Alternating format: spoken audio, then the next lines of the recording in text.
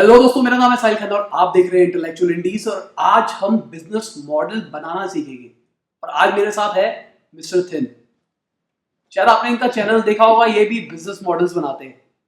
मैं आपको डिस्क्रिप्शन में इनका लिंक दे दूंगा, आप जाके इनका चैनल जरूर चेक करना। Subscribe Intellectual Indies and press the bell icon and never miss any update. सबसे पहले हमको नीड डिसाइड करनी है, भाई हम किस नीड को केटर करना चाहते हैं। अब मान के चलिए हम दोनों एक बिजनेस मॉडल शुरू करना चाहते हैं, तो हमने बैठ के सोचा कि यार मेरे को ना कंज्यूमर को ना टॉफी देनी है या फिर उसको कुछ ऐसी चीज सप्लाई करनी है जिससे उसको मीठे की डिजायर पूरी हो। तो मैंने नीड क्या केटर कर रहा हूं, मैं मीठे को केटर करना चाह रहा हूं। तो हम दोनों ने डिसाइड किया, तो हमने एक प्रोडक्ट बनाया चॉकलेट। तो उस चॉकलेट को बेचने के लिए हम मार्केट में जाते हैं, हम देखते हैं चॉकलेट के बहुत बड़े बड़े कॉम्पिटिटर्स हैं, हम 5 स्टार को कंपीट नहीं कर सकते। तो हम क्या आते हैं, हम सोचते हैं कि भाई हमको अपने प्रोडक्ट को दोबारा से चेंज करना पड़ेगा। तो हमने अपने प्रोसेस को रीइटरेट किया। ये सबसे बड़ी गलती होती है जो ज्यादातर स्टार्टअप्स नहीं करती। वो सोचती है कि भाई हम दोनों ने जो पहला मॉडल डिसाइड किया ना, वो हमारा फेवरेट मॉडल है, हम उसी पे काम करेंगे, उसके बाद हम किसी चीज पे काम नहीं करेंगे। तो हमको सबसे पहले रीइटरेशन करनी है।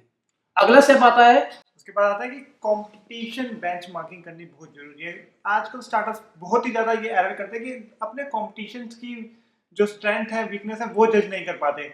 जो कंपटीशन से वो गलती की रखी होती है, वो ही गलती वो भी रिपीट करते हैं। आजकल बहुत ही स्टार्टअप देखेंगे, आज जैसे ई कॉमर्स के स्टार्टअप्स भी देखेंगे, सब यही करते हैं। जो फ्लिपकार्ट ने कर दिया वही बेंचमार्क सेट कर दिया कि जो फ्लिपकार्ट ने गलती की वो मैं करूंगा, जो उसने करा वो मैं करूंगा। कोई अपना दिमाग नहीं लगा पाता कि अपना तरीके से कोई सोचने की तरीका कि कंपटीशन ने जो गलती की वो ना मैं करूं, उससे अच्छा करूं। तो आजकल जो कंपटीशन की एनालिसिस है ना, वो बहुत कम लोग कर पा रहे हैं और यहीं कई लोग मात खा जाते हैं। इसी के साथ एक और अगला स्टेप आता है, भाई हम पेपर प्लानिंग तो करते ही नहीं। हाँ। हम सोचते हैं भाई हम तो बादशाह लोग हैं, हमको सब कुछ पता है। ये सबसे ज्यादा एरर है। हमको ये सब कुछ पता है, भगवान है भाई, हमको सारी देवताओं ने सारी शक्तियां दे रखी है। तो सबसे इंपॉर्टेंट चीज होती है भाई, पेपर में बैठ के हमको पूरी कहानी लिखनी है कि भाई मेरे कितने फंड्स हैं, मेरे पास कितना पैसा है, मैं क्या करना चाहता हूँ, मैं किस किस डायरेक्शन में चलूंगा, भाई मेरे पास कितनी कैपिटल है, मैं उस कैपिटल को कहाँ इन्वेस्ट करूंगा, मेरी कॉस्टिंग कितनी आ रही है, मैं जो प्रोडक्ट बना रहा हूँ उसका कितना खर्चा आ रहा है, महीने को चलाने के लिए मेरी कंपनी पे कितना खर्चा आ रहा है, बर्न रेट क्या रह रही है बेसिकली मेरी। हम सोचते हैं कि भाई मेरी कंपनी तो लाख रुपए महीने पे चलेगी, हम सोच रहे हैं, पर जब करने के लिए जाते हैं 3 लाख रुपए चल रही है।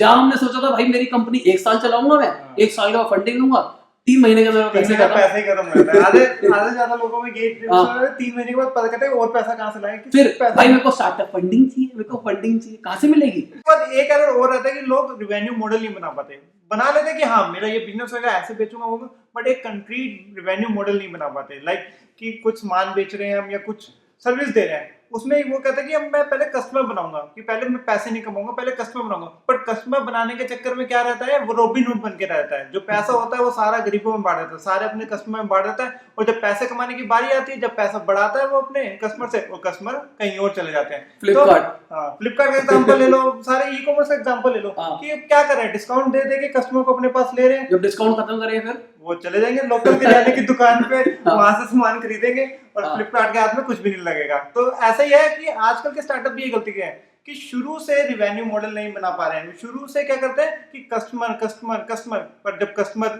आ जाता है तो उसको जब रिवेन्यू में कन्वर्ट करने की बारी आती है तो कस्टमर भाग जाता है। मैंने रिसेंटली एक वीडियो भी बनाई थी इसके ऊपर।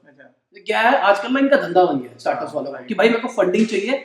जिस बंदे की 5 लाख रुपए की सैलरी होती है वो फंडिंग ले लेता है, अपनी सैलरी रख लेता है भाई 50 लाख रुपए महीने। सही बात है। उसके बाद इनकी कंपनी पूरी स्टार्टअप फंडिंग के ऊपर डिपेंड होती है कि फंडिंग आएगी तभी हमारी कंपनी चलेगी, फंडिंग नहीं आएगी तो हम कंपनी छोड़ देंगे, आसपी बाजार ग्रुप लेके चलो। फंडिंग जैसे ही मना हुआ छोड़ दिया। अब अगली बात आती है भाई, हमने ब्रेक इवन और टाइमलाइन को डिसाइड करना है। हमको डिसाइड करना है कि मेरी कंपनी 8 महीने 9 महीने के बाद ब्रेक इवन में आ जाएगी और किस किस टाइम पे मैं क्या क्या करूंगा। मैं अपनी कंपनी को चला रहा हूँ, 8 महीने के बाद तो मुझे एक बंदे से फंडिंग लेनी है, तीसरे महीने पे मेरे को सीड इन्वेस्टमेंट लेनी है, जब 15 महीने हो जाएंगे तो मुझे आईएम का बंदा हायर करना है जो मेरी मार्केटिंग हैंडल करे। पर बंदा कुछ टाइमलाइन वाइमलाइन सोचते नहीं। भाई मेरे पास आइडिया है, काम शुरू करते हैं।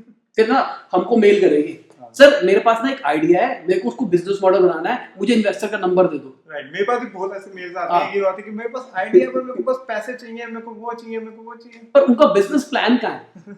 आप खुद सोचिए, अगर आपको किसी को पैसे देने हैं, जब तक आपके पास बिजनेस प्लान नहीं होगा, जब तक आप बताओगे नहीं कि मैं इस तरीके से पैसे कमाने वाला हूँ, आपका पैसा मैं यहाँ लगाऊंगा, आपने मुझे आज 1 करोड़ रुपए दिया, मैं इसको अगले महीने में यहाँ लगाऊंगा, इतना मार्केटिंग लगाऊंगा। सर मुझे पैसा चाहिए, बाकी मैं देख लूंगा, पैसा दो पहले मुझे। अब होगी बात, खत्म होगी आपकी प्लानिंग की, अब आएगी पैसे की बारे में। पैसा कहाँ से आएंगे?